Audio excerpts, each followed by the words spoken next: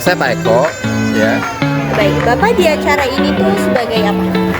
Kebetulan kita masuk dalam tim kreator Semarang.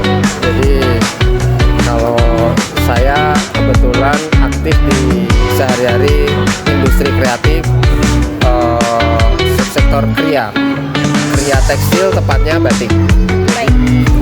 Kita setiap hari memproduksi batik. Untuk acara ini Pak, kira-kira itu akan terus berlanjut untuk tahun ke tahun atau hanya ada di tahun ini saja? Oke. Kalau harapan kami sih tujuan kita mengkoordinir dan menghimpun atau mengumpulkan teman-teman kreator Semarang. Jadi kita itu kan berangkatnya dari pelaku subsektor ekonomi kreatif yang ada di Kota Semarang. Dari 17 subsektor itu kemudian kita menyamakan frekuensi, menyamakan visi misi untuk membuat sebuah event atau kegiatan yang positif dalam rangka untuk meningkatkan ekonomi kreatif bagi teman-teman pelaku atau artisan yang ada di Kota Semarang. Baik, saya mau bertanya beberapa pertanyaan ya sama Bapak ya.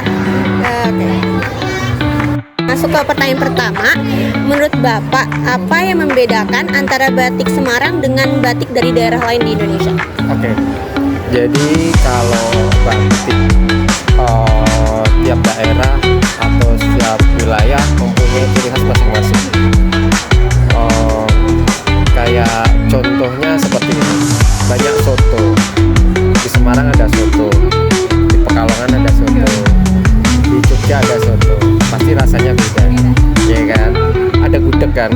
Di Jogja, di Solo, di Semarang ada gudeg. Bahannya sama, tapi begitu masuk ke rasa udah beda.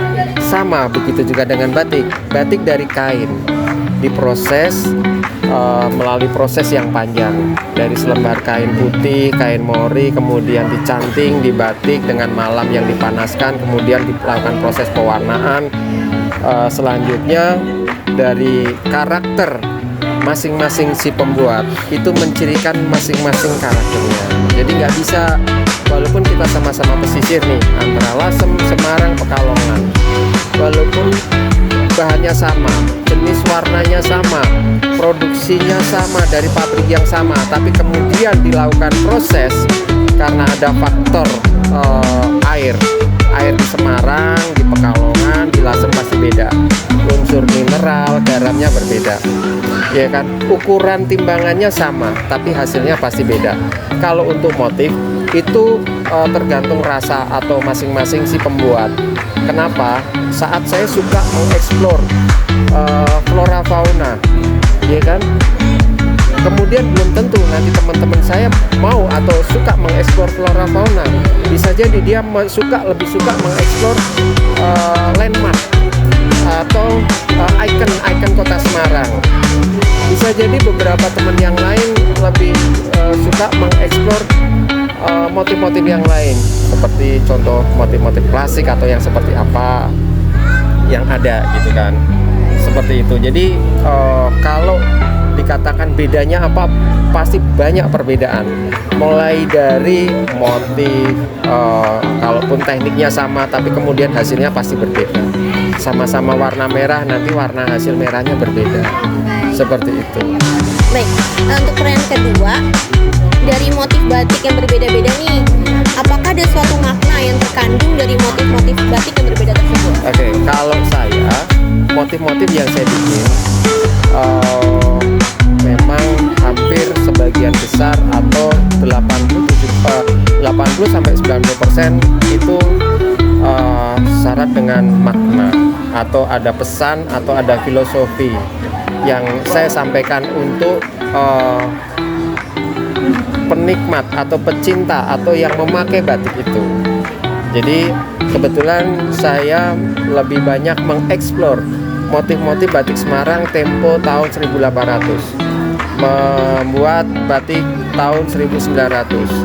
Kemudian saya membuat motif-motif nuansa kekinian atau kontemporer atau tahun 2000-an, sehingga harapan kami kolektornya juga kena, pecintanya juga masuk, anak-anak Gen Z atau generasi sekarang itu masih bisa menerima.